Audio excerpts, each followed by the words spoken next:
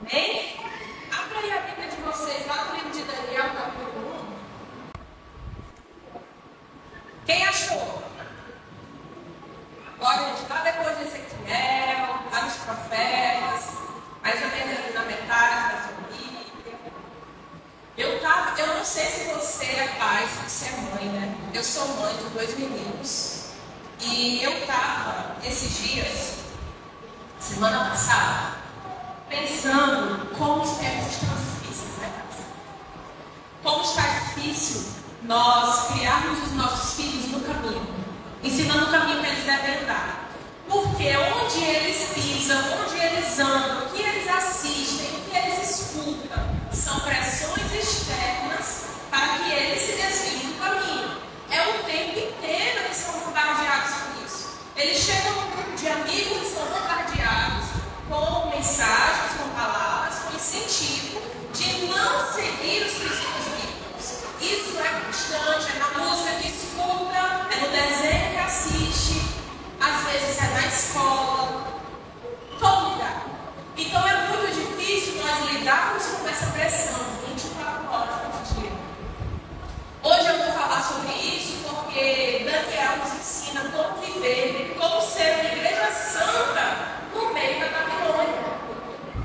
Então, apesar de ele estar num contexto totalmente mundano, num ambiente totalmente idólatra e corrupto, ele se manteve com santidade. Não só ele, né? Mas ele sentiu uma célula santa dentro do palácio.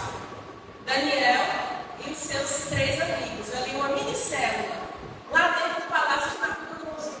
Então nós vemos como é possível ter uma igreja que ao mesmo tempo que está inserida na Babilônia, ela não se corrompe. Ela consegue estar lá sem se corromper, sem se iludir com aquilo. Deu para todo mundo achar? Daniel capítulo 1. Aí você vai me acompanhar porque eu vou ler do 1 até o 8, certo? Vai ser do 1 ao 8 por meio da sua Bíblia. No 3º ano do reinado de Jeoaquim, rei de Judá, Nabucodonosor, rei da Babilônia, veio a Jerusalém e a sitiou. E o Senhor entregou Jeoaquim, rei de Judá, nas suas mãos e também alguns dos utensílios do templo de Deus. Ele levou os utensílios para o templo do seu Deus, na terra de Simeá, e os colocou na casa do tesouro do seu Deus. Depois o rei ordenou a Aspenaz, o chefe dos oficiais da sua corte, que trouxesse alguns dos israelitas da família real e da nobreza. Olha de onde Daniel veio, da família real e da nobreza. Jovens sem defeito físico, de boa aparência, cultos e inteligentes, que dominassem os vários campos do conhecimento e fossem capacitados para servir no palácio do rei. Ele deveria ensinar-lhes a língua e a literatura dos babilônios. Percebe como eles iriam entrar e mergulhar na cultura da Babilônia? De sua própria mesa, o rei designou-lhe uma porção diária de comida e de vinho. Eles receberiam treinamento durante 3 anos e depois disso passariam a servir o rei. Entre esses estavam alguns que vieram de Judá: Daniel, Ananias, Misael e Azarias. O chefe dos oficiais fez o quê?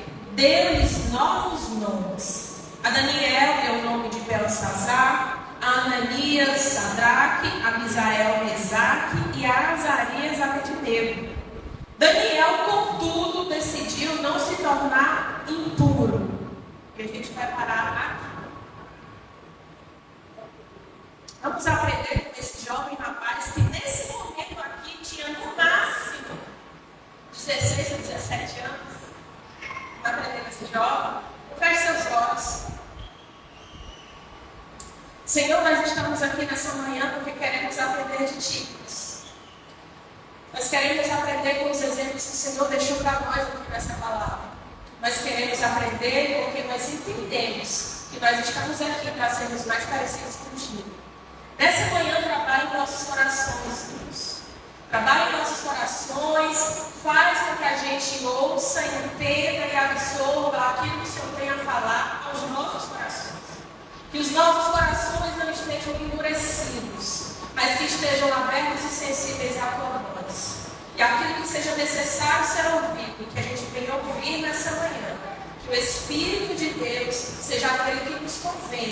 da tua verdade, da tua palavra. Em nome de Jesus, que essa seja uma manhã de decisão, que essa seja uma manhã, Senhor, de compromisso. Em nome de Jesus. Amém. Nabucodonosor, homem famoso na Bíblia. Todo mundo aqui já ouviu falar nesse nome, né? Vocês sabem que Nabucodonosor passou aí por um processo muito esquisito? Não sei se você ouviu falar, mas ele teve tipo, hoje as pessoas classificam como uma doença. Ele passou a viver como um bicho por muitos anos. Então, depois disso, teve todo o processo de reconhecer a Deus como Senhor. Deus tinha falado que ele tinha se tornado dessa forma por causa do seu orgulho e sua soberba. Então, Nabucodonosor, antes de sair do trono da Babilônia, ele reconheceu que só o Senhor é o Deus Altíssimo. Então, a gente vê esse homem presente na Bíblia e o quanto ele foi um personagem ativo na história do povo de Israel. O povo de Israel vivia ali em Jerusalém e Deus, por anos e anos, avisava: parem com a idolatria, parem com a rebeldia. Se vocês continuarem assim, vocês irão para o cativeiro. O que aconteceu? O povo permaneceu na desobediência, mesmo com os avisos do Senhor. E o Senhor falava claramente: se vocês continuarem assim, virão pessoas de fora, vão pegar vocês, vão levar vocês para o palácio do rei, vão castrá-los e vão usar vocês como escravos. E o povo permanecia na desobediência. Até que um dia aconteceu e realmente aquele povo, o povo de Israel, teve sua terra invadida, a Babilônia chegou e acabou com tudo, inclusive com o templo. Não só isso, mas pegou aquele povo, tirou o povo da sua terra, a sua santa terra prometida, tirou o povo de lá e levou o povo para onde? Babilônia. Quando nós falamos em Babilônia, você precisa pensar no local que foi devidamente preparado para que você mergulhasse na atmosfera dele. Quando essas pessoas eram tiradas de seu ambiente natural e levadas para a Babilônia, elas chegavam lá e elas passavam a ser treinadas, cada uma em sua área. Certo? Tinha gente que ia servir palácio, tinha gente que ia construir casas, tinha gente que ia ser, tipo assim, empregado doméstico, né, escravos de casas familiares, tinha várias coisas que elas podiam fazer, até aquele serviço braçal mesmo. Mas todas essas pessoas precisavam ser ensinadas sobre as práticas, a cultura da Babilônia e a religião da Babilônia. Porque elas precisavam estar inseridas nisso. Nabucodonosor não queria apenas escravos, ele queria servidores, ele queria discípulos. Então Nabucodonosor foi um homem muito esperto para o mal. E aí ele passou a discipular as pessoas que chegavam na Babilônia, treinando-as todos os dias, ensinando sobre os seus deuses, sobre as suas práticas, sobre a sua cultura. Ele queria que as pessoas chegassem na Babilônia, aprendessem sobre a Babilônia e ficassem impressionados com a Babilônia. Nossa, que lugar organizado, que lugar bonito, que lugar massa. Não tem nada, eu vim como escravo, mas eu vim como escravo no lugar bem legal, poderia ser muito pior. Então ele queria gerar isso nas pessoas. Que Babilônia de fato era muito linda. Lá na Babilônia havia o jardim suspenso da Babilônia. Você já ouviu falar nisso? O jardim suspenso da Babilônia foi considerado uma das 7 maravilhas do mundo antigo, porque era lindíssimo e muito complexo. A forma como a água que foi montada lá, né? As plantas, os jardins. Isso Nabucodonosor fez para uma de suas mulheres. Então o que ele queria? Não queira ir embora. Ainda que você tenha a chance de se libertar da escravidão, não queira sair da Babilônia, porque a Babilônia é muito boa e agradável para você. Porque você já está tão envolvido com a Babilônia que agora você não tem mais como sair. Você entende? Era isso que era feito. Então, o que de início nós podemos tirar como lição disso aqui? Cuidado com a Babilônia. A Babilônia não é feia. A Babilônia é linda, agradável e atraente. A Babilônia ela vai nos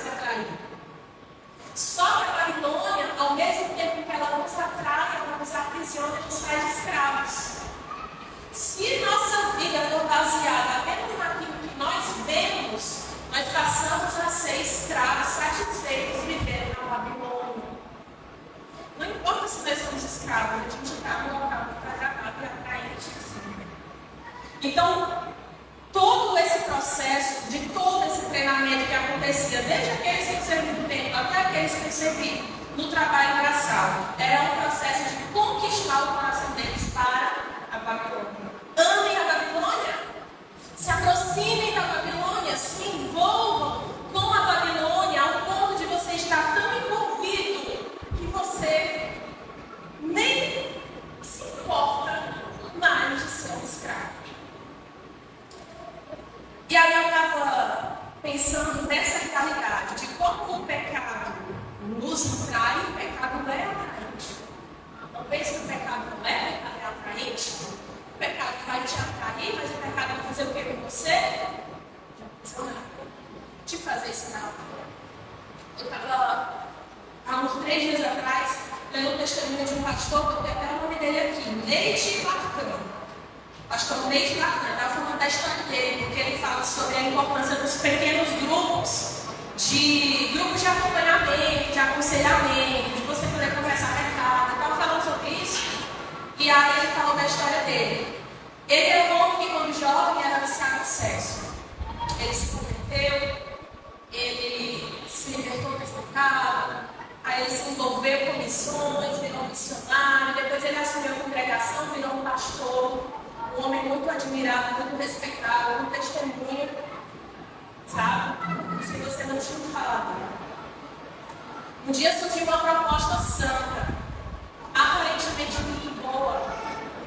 A proposta era de um homem que pediu para ele levar um grupo de missionários até Amsterdã, para eles terem um prático da escola missionária deles de evangelismo dos prostíbulos de Amsterdã. Aí ele disse o quê? Eu vou. Tá tudo bem, eu estava pensando na igreja, né? Eu vou. E aí ele foi. E, gente, esse tipo de evangelismo é um evangelismo pesado. Eu lembro que quando a gente estava lá na base, houve essa sugestão para alguns alunos. E aí a moça que organizava esse evento, ela disse assim: pense muito bem aqui. Só basta você realmente entender que se trata, estiver muito firme e segura o que você vai fazer. Porque você vai entrar dentro de um prostíbulo e você vai ver coisas que vão te tentar. Então não é para todo mundo. Vai ter situações lá que eu não vou falar de forma explícita aqui, mas que acontecem lá de forma explícita. E aí como é que você vai estar? Você vai conseguir lidar com isso sem se romper? Então eu lembro que quando foi feito o convite lá na base, para a galera aí da turma aí, muitos não foram, porque entenderam que não estavam preparados. Porque entenderam que aquilo ali iria além dos seus limites, e de fato ia. Poucos foram. E aí, ele achou que já estava tudo bem e foi. Ele não conseguiu reconhecer os seus limites. Resultado: ele caiu. Depois ele caiu de novo. E desde aquele dia, ele passou a retornar a uma prática de vício em sexo. A diferença é que agora ele tinha uma vida adulta. Ele não era mais um homem do mundo. Ele era um pastor missionário, um homem de Deus, mas que não era um prostituta, ele passou a vida adulta.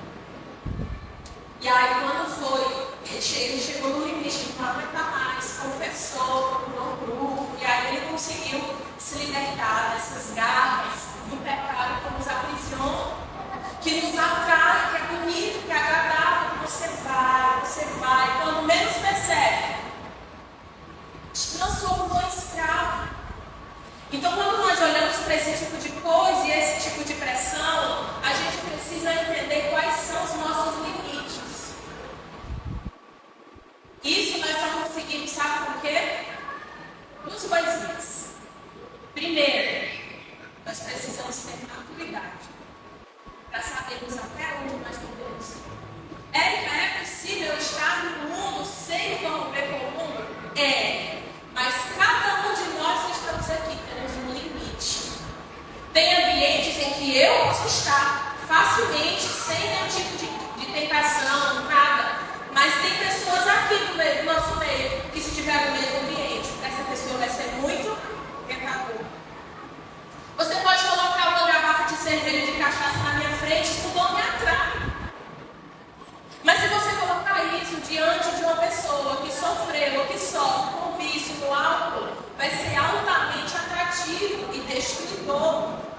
isso nós precisamos ter a maturidade de saber, de nos conhecer, de sabermos quais são os nossos limites. Mas eu preciso falar um segundo ponto para vocês. Tem ambientes e situações que nós não conseguimos perceber a maldade dessas situações apenas com os nossos olhos carnais, apenas com o nosso raciocínio. Tem situações que são altamente tóxicas, mas que nós não conseguimos perceber. Vocês souberam daquela morte daquele jovem dentro do carro? Por causa de um gás tóxico? Vocês se perguntam como é que eles ficaram lá respirando esse gás, botando esse gás dentro do corpo, se era tão tóxico e tão mortal? Mas não havia cheiro, não havia gosto. Eles estavam inspirando um ar tóxico, algo que estava matando eles, e eles não estavam percebendo. Da mesma forma, às vezes nós nos inserimos em ambientes tóxicos, só que nós não conseguimos perceber com os nossos olhos carnais. E em vez de a gente estar no ambiente levando oxigênio, levando amor, levando água pura, a gente está recebendo e inspirando uma coisa tóxica e suja que a longo prazo pode nos matar. Então, se nós não temos o Espírito Santo presente em nossas vidas, se nós não estamos orando, não estamos nos aproximando do Senhor, não estamos fazendo jejum, não estamos com o coração sensível à voz de Deus, à voz do Espírito, nós passamos por essas situações sem perceber, porque tem situação que só o Espírito para te alertar. Só o Espírito pode dizer, Gi, daqui não passa disso. Quando foram oferecidos manjares para Daniel, vai ter pessoas que queriam dizer assim, qual o problema? Eu não comi dessa comida. Daniel disse não. Eu decidi que eu não vou fazer isso. Sabe o que eu aprendi com ele? Convicção. Que estava aqui na quinta-feira, estava junto comigo, percebeu que eu iniciei falando sobre convicção. Você não vai conseguir tomar decisões na sua vida difíceis se você não tiver convicto daquilo que você acredita. Você não vai conseguir negar manjares se você não tiver convicto daquilo que você acredita. Você não vai conseguir permanecer firme na missão, em missões difíceis, se você não tiver convicto no que você acredita. Se nós não temos convicção, facilmente nós desistimos. Daniel era um jovem, um adolescente. Você está dizendo assim, sou criança, sou adolescente. Não, ele era um adolescente. Convicto daquilo que ele acreditava, daquilo que ele aprendeu sobre o Senhor, sobre adorar somente o Senhor. E ele era tão convicto que ele sabia que se ele negasse aquilo que era oferecido, ele iria começar a ser visto e criticado, que é o que acontece com a gente. Você constantemente lhe oferecido manjares, lhe oferecido oportunidades. E aí quando você diz não vou ser assim, não vou me comportar assim, não vou ouvir isso, não vou assistir isso, não vou falar assim, as pessoas vão começar a falar de você. Você é algo estranho, você quer ser o santinho, você é retrógrado. Porque você segue uma Bíblia dessa, um livro tão antigo, esse livro aqui não tem nem importância. Para o mundo secular, para o mundo que nós vivemos, para a forma de pensamento mundano, não existe uma verdade absoluta. É relativo, cada um tem sua verdade. Para nós que somos cristãos, existe sim uma verdade absoluta, a verdade de Deus. E ela é absoluta porque ela se aplica independente de local, de idade, de cultura, de qualquer tipo de situação. Ela é uma verdade absoluta que deve sim ser obedecida. Mas o que é que você vai ouvir? Não, que isso, não precisa ser assim. Não precisa, você está perdendo a sua vida. Aproveita que você é jovem, faz essas coisas que você tem vontade. Não precisa ser tão santo, não precisa ser tão careta. Faz essas coisas aqui que não tem problema. Aí você vai negociando, negociando, negociando. E o que é que o pecado faz com a gente? Isola. Uma pessoa como Daniel era uma pessoa de valores morais altíssimos. Era um cara tão compromissado com a verdade, tão compromissado com aquilo que Deus falou para ele, que a vida dele mostrava isso, mesmo ele sendo um rapaz de pouca idade. Ele era íntegro. Ele era conhecido pelo seu testemunho de vida lá na Babilônia. Ele era admirado e bem falado lá na Babilônia. Um jovem maduro, um cara que respeitava as autoridades. Ele era sábio, ele era conselheiro do rei. Um adolescente. Ele era conselheiro. Ele tinha dons que Deus tinha dado sobre ele. Mas para Daniel manter-se íntegro, ele teve que abrir mão de muita coisa. Eu imagino que o menino Daniel deve ter negado muito mais coisa do que o que está escrito aqui. Isso aqui é só uma das abdicações dele. Foi uma vida inteira de renúncias. E essa vida de renúncias, ela é percebida porque está próxima de mim e de você. Sabe aquela história de faço o que eu digo, mas não faço o que eu faço? Isso não existe. Essa história de ser cristão só pelo que fala, da boca para fora, não existe. Não é cristianismo. Ou você acha que os seus filhos não percebem que você, dentro da sua casa, tem várias atitudes incoerentes com aquilo que você prega, com aquilo que você ensina? Ou você acha que você pode ensinar o seu filho a não mentir, sendo que o seu filho vê você mentir o tempo inteiro? Filho, não faça isso e você faz. Mas aquilo que você faz fala muito mais alto do que aquilo que você fala. Daniel era um homem íntegro. Ele entendia que a vida dele precisava ser de acordo com aquilo que ele falava. Da mesma forma, as nossas vidas precisam estar de acordo com aquilo que nós pregamos. E como é difícil para quem prega. Como é difícil para quem prega, gente. Pois que quanto mais você ensina, maior é a sua responsabilidade. Porque quanto mais você fala, quanto mais você traz, você tem um entendimento do que é o correto, mais você é cobrado. Porque agora você não está inocente, você entendeu e você tem que colocar em prática. Então, quando nós falamos de integridade, de cristianismo, nós estamos vendo que é necessário que a minha vida seja uma vida de acordo com aquilo que eu digo e acredito. Porque senão, que testemunho estarei dando? Pessoas de vidas íntegras são pessoas que influenciam gerações. Não apenas o filho, influencia o vizinho, influencia o colega de trabalho, influencia o amigo da faculdade, influencia todo mundo. Se você tem uma vida íntegra e pautada nos princípios do Senhor, você não passa a se perceber. As pessoas te consideram. As pessoas veem seu testemunho de vida. E muitas pessoas se inspiram em você, pelo que elas não falam. Você sabe que você está sendo visto o tempo todo está sendo observado. E as pessoas estão observando se a sua vida tem a ver com aquilo que você fala que acredita.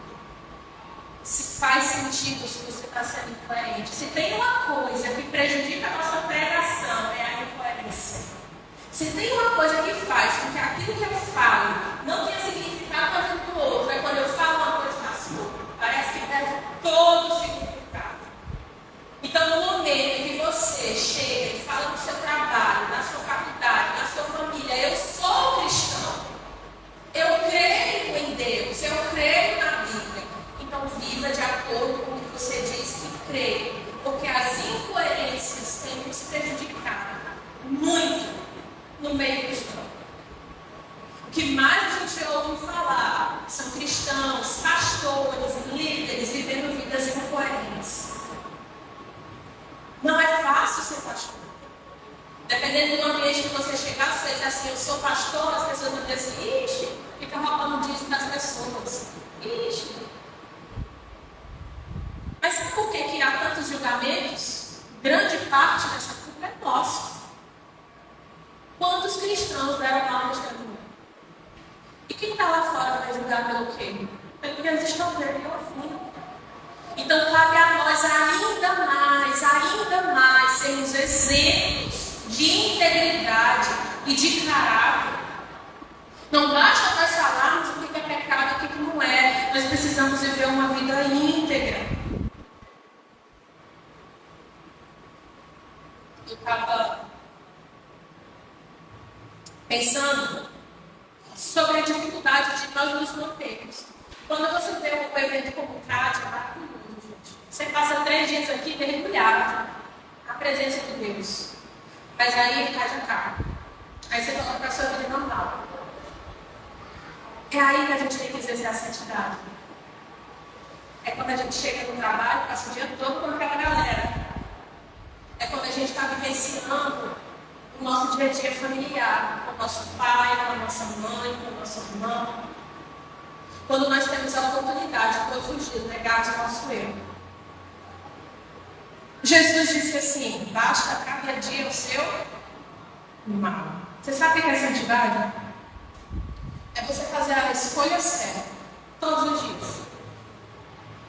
Todo dia você tem a opção de escolher: vou alimentar minha carne ou vou alimentar meu espírito. Todo dia. Quando você olha para a santidade de uma caminhada a longo prazo, às vezes ela parece um negócio muito complexo. Vixe, eu estou longe de ser santa. Eu estou distante disso. Olhe para a santidade como uma conquista diária. Acorde todos os dias dizendo: hoje eu vou agradar ao meu Senhor. Hoje eu vou edificar o meu espírito. Todos os dias você vai ter opções. Todos os dias você vai ter escolhas. E todas as escolhas têm consequências.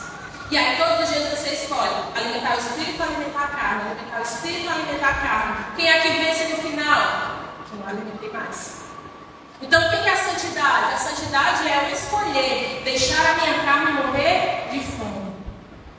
Todos os dias você tem escolhas. Eu falo isso ou não falo? Eu brigo ou não brigo? Eu submeto ou não submeto? Eu assisto isso ou eu não assisto? Eu fofoco ou eu não fofoco? Eu falo mal ou eu não falo? Todos os dias. Todos os dias da sua vida. Eu visto essa roupa ou eu não visto? Eu leio a Bíblia ou não leio? Eu jejuo ou não jejuo? Todo dia. E aí todos os dias você vai dando respostas. Se eu fosse perguntar para você: olha para a sua semana que passou, de domingo passado para cá, você teve todos os dias escolhas. Faço ou não faço, oro ou não oro, leio ou não leio, jejum ou não jejum, ajudo ou não ajudo, sirvo ou não sirvo. Qual é a consequência das suas escolhas dessa semana? Será que nessa semana você conseguiu alimentar mais o seu espírito ou a sua carne? Uma vida pautada em alimentar e agradar a carne vai gerar morte espiritual. Daqui a pouco nós vamos estar vivendo na carne, achando que estamos ainda no espírito. Mas isso é diário. É você acordar e dizer assim: eu vou ouvir louvor enquanto eu lavo a louça. Você está santificando, são escolhas simples e diárias. Então quando a gente fala em santificação, é comum você pensar em coisas muito grandes. Mas a santificação é aquela coisinha que você escolhe ali naquele dia. Eu tenho aqui 30 minutos, eu vou fazer o quê? Eu vou ler um capítulo da Bíblia ou eu vou ficar no Instagram? Coisa que a gente escolhe todo dia, gente. Então é isso que é a santificação, é você viver, tentar viver de uma maneira mais santa. Quando eu falo e penso sobre santificação e penso sobre a minha vida, eu vou até retornar a falar do pecado, né? Falando do pecado, falar de novo do pecado. Eu entendi que o pecado, muitas vezes, é uma questão de velocidade. Vem a tentação, vem a oportunidade de pecar. O que é que você faz? Pode o mais rápido possível. Não fica brincando, não fica dando tempo. Foge imediatamente, nega imediatamente. Não fica brincando com aquilo que matou o seu Senhor. Ele morreu por causa do nosso pecado. Então não fica brincando com isso, sabe? É pecado. Ai, mas é só uma coisinha, é só uma besteirinha. Não vou perder a salvação por isso, não. Eu não estou falando aqui de perder a salvação, eu estou falando sobre santidade. Quem conquistou a nossa salvação foi Cristo na cruz. Mas Ele me deu uma missão. Ele me deu uma obrigação. Érica, eu aprendi que o evangelho, eu só recebo, tem obrigações? Tenho. Seja santo como eu sou santo. Você precisa ser santo não é uma opção. Santidade não é opção. Coisinhas pequenas nos corrompem. A gente se engana. Você pega aí uma linha de costura. Se você pegar uma linha de costura e puxar, ela quebra bem facinho, né? Junta assim umas 5 linhas e puxa, ela já fica mais fortinha, demora mais para quebrar. Pega os 50 fios dessa linha, os 100 fios dessa linha e tenta puxar, você já não consegue mais quebrar. Pecado é desse jeito. Inicialmente você olha, você comete algumas coisas, você pensa, não, isso aqui na hora que eu quiser eu paro de fazer. Não, isso aqui mesmo aqui não vai me prender não. Não, isso aqui na hora que eu decidir eu paro lá, não faço. Você que pensa. Você vai pensando dessa forma, aí você vai se enrolando. Aquilo que no início era tão frágil como uma teia de aranha se torna tão forte como uma corrente, ao ponto de você não conseguir mais sair sozinho. Por isso não brinque com o pecado. Esse pecado pode te trazer a escravidão, ainda por mais bonito que ele pareça. Quero falar sobre outra coisa também, a gente fechar o último ponto.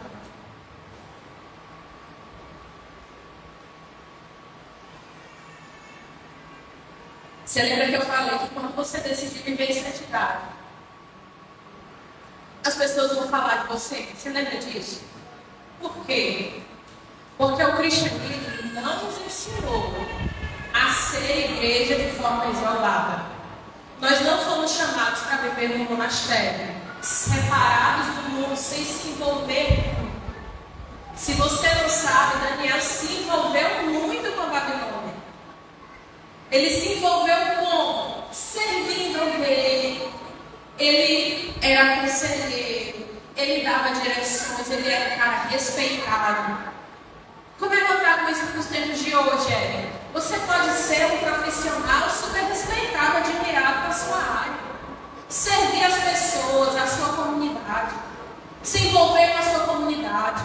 Ser amigo dos seus colegas de trabalho. Estar junto com eles, servir, ajudar eles. Ser um cara exemplar na sua empresa. Uma pessoa que é conhecida no seu meio. Se envolve com as pessoas. Deus não te chamou para viver separado, trancado no quarto, não. Deus te chamou para se envolver mesmo, conversar, se aproxima das pessoas. Ei, você não vai acender uma luz debaixo da cama. Ele te chamou para ser luz. Ele te chamou para ser sal. Você vai estar convivendo com todo tipo de gente. O problema é que você não pode começar a ter o mesmo estilo de vida delas. Você está entendendo? Você precisa ser diferente. As pessoas precisam olhar para você e dizer, a Lívia é diferente. A Lívia é minha amiga, a Lívia está aqui todo dia, a Lívia me ajuda, ela é gente boa, tem caráter. Mas tem coisa que eu falo que eu sou, que você que a Lívia não é. Tem algo diferente na Lívia. Isso precisa ser visto nas nossas vidas. Nós precisamos ser diferentes. Tem gente que prefere o isolamento, mas não é o correto. O correto é vivam com eles, mas não seja igual a eles. Então nós vamos estar o tempo todo envolvidos em ambientes. E sabe uma coisa? O ambiente não é desculpa para o seu pecado. Vai ter gente que vai dizer assim, eu pequei, eu caí porque eu entrei na faculdade. Todo mundo que entra na faculdade cai. Eu caí porque eu passo muito tempo com a minha colega de trabalho. Então o ambiente fez eu fazer isso. Não! A culpa do nosso pecado não é só nossa. Nós somos responsáveis. Ainda que o ambiente funcione como uma Babilônia para você, te atraia para o pecado, ainda assim ele não é o culpado do seu pecado. O culpado do nosso pecado somos nós. Nós que fazemos as nossas escolhas.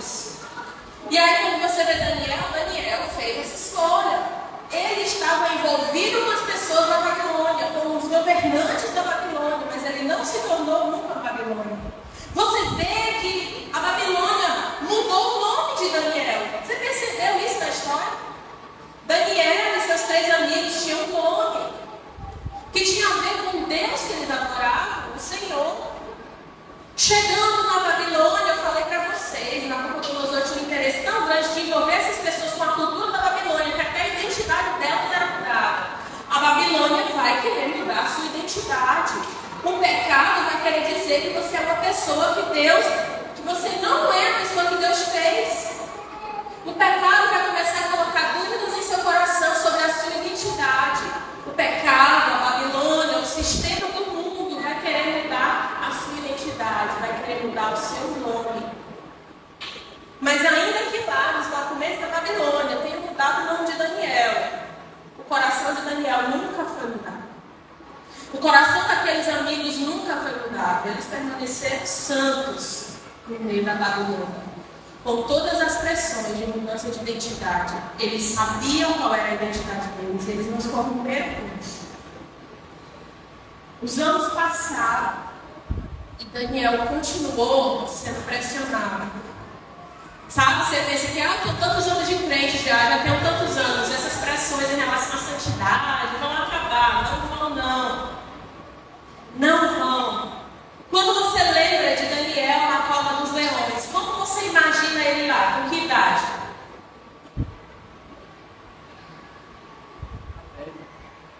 Alguém arrisca aí? 40, 30, 60.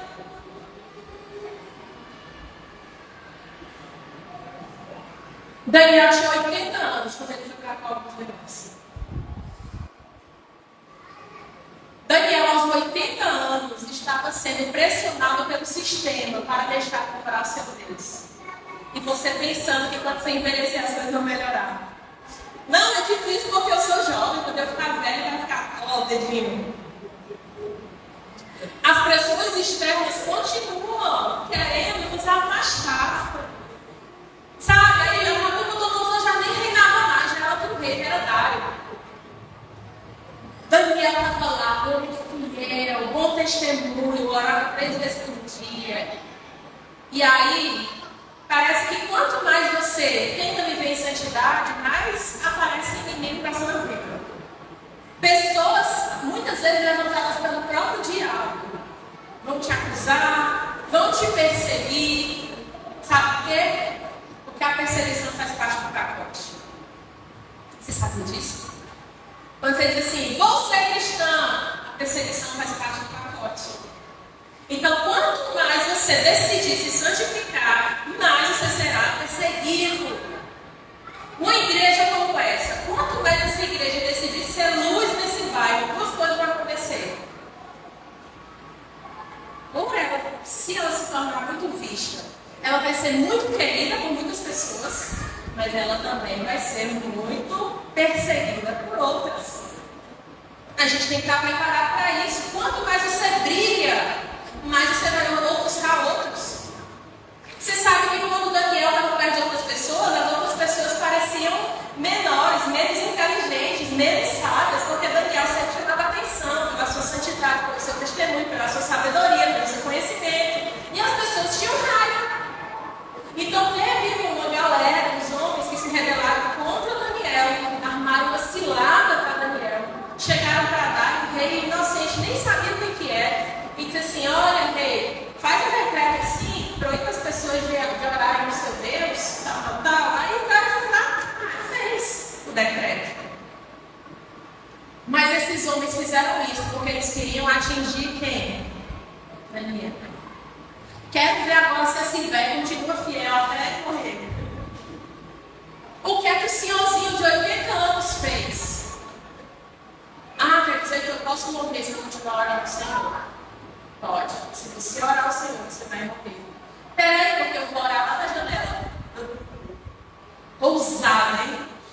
Ousado.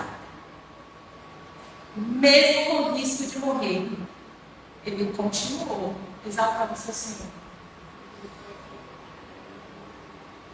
E quantas vezes nós negociamos isso porque nós temos medo da rejeição?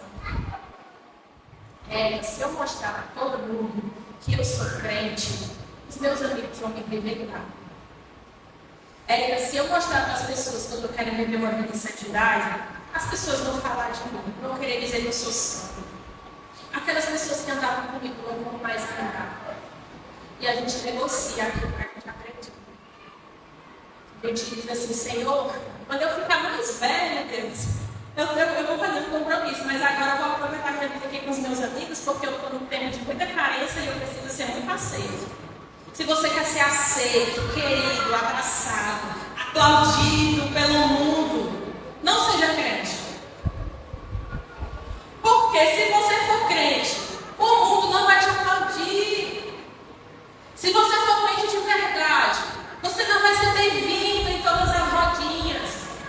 Se você for crente de verdade, não é todo mundo que vai querer estar perto de você.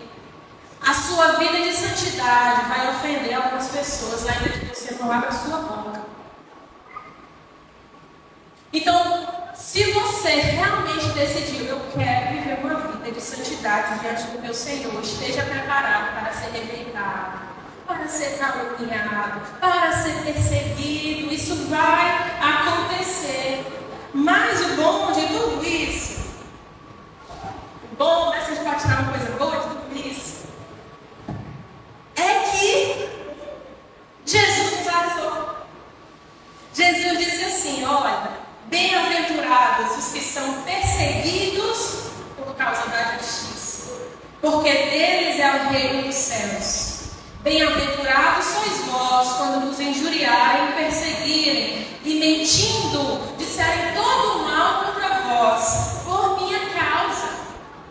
Que reino é esse? Que bem-aventurado e feliz é aquele que sofre perseguição. Se você sofre perseguição por causa da verdade, significa que você está na verdade. Se você sofre perseguição por causa da justiça, significa que você está praticando a justiça. Feliz você é, porque vive na verdade e pratica a justiça. Então não viva a sua vida pensando, preocupado demais com o que as pessoas vão falar ou lhe apontar.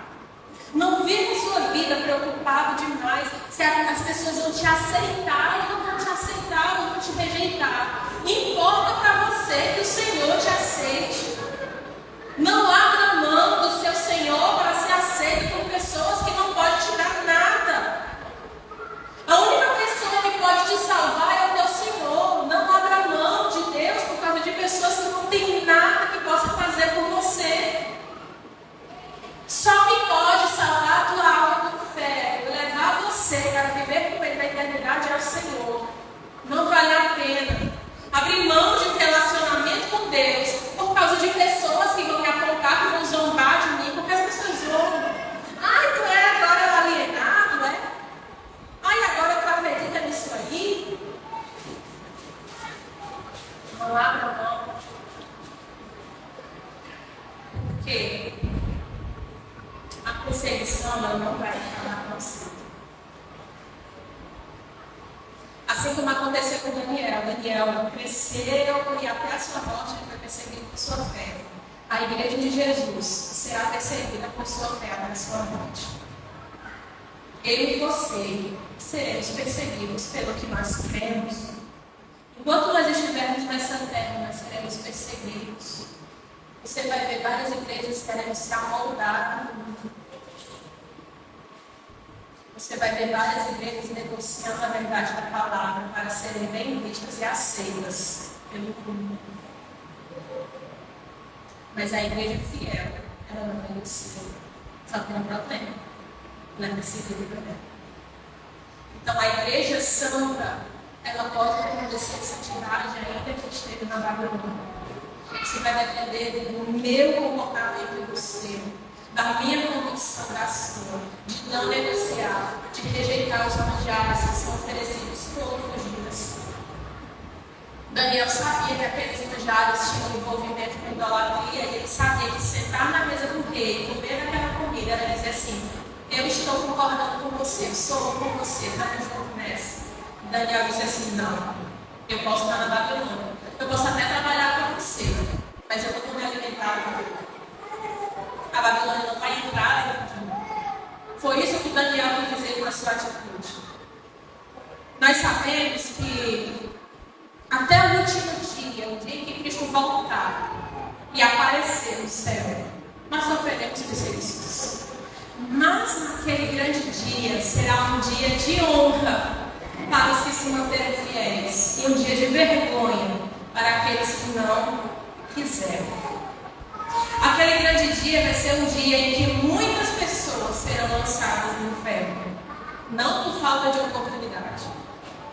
Mas também será um dia em que os salvos serão levados para junto de seu Pai e viverão eternamente numa nova Jerusalém, cuja promessa é um local onde não há choro, onde não há dor, onde não há pecado, onde não há perseguição, onde não há pessoas te apontando, onde não há pessoas falando mentiras e calúnias sobre você, onde não há uma Babilônia te pressionando, mas há uma nova Jerusalém te santificando, te fazendo brilhar mais e mais em santidade. Porque você vai estar todos os dias olhando para a face do seu Senhor. E quanto mais nós olharmos para a face do nosso Deus, mais o nosso rosto brilhará. Deus falou para Daniel: Daniel, você vai dormir como as pessoas dormem, adormecer, morrer. Mas um dia você vai se levantar e os justos brilharão como as estrelas do céu. Essa é a nossa promessa, essa é a nossa esperança. Nessa manhã, essa palavra é uma palavra de incentivo a você. Para que se em algum momento você pensou em negociar a santidade, você entenda que a santidade ela é um ponto inegociável. Se em algum momento você pensou, Érica, eu acho que eu não vou fazer faculdade, eu acho que eu não vou, porque como é que um crente vai entrar nesse lugar? Ei, você pode ser luz ali.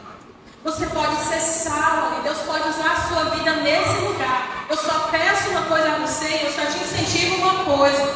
Não desista. Não desista de ser um cristão autêntico, ainda que se levantem perseguições, ainda que se levantem lutas. Todos os dias você vai receber sugestões. Todos os dias você vai olhar e vai ter caminhos que vão parecer sábios aos seus próprios olhos, mas vão te levar ao inferno. Você precisa estar atento e todos os dias saber quais são os seus limites e todos os dias prestar atenção naquilo que o Senhor quer falar no seu coração, sabe? Tem coisa que Deus já te disse, ei, para de fazer isso. Tem coisa que você já sabe que tem que parar de fazer. Tem práticas, tem hábitos que Deus já te avisou várias vezes no seu coração. Para com isso, isso está te fazendo mal e você continua fazendo, continua fazendo. É hora de mudar, é hora de fechar o ciclo. Tem coisas que são tão óbvias que você não precisa nem perguntar para Deus se dá vontade dele, porque é muito óbvio. Ele já te fala isso há muito tempo, você já sabe o que é.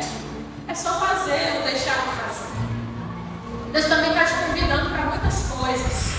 Ele está esperando apenas a sua resposta.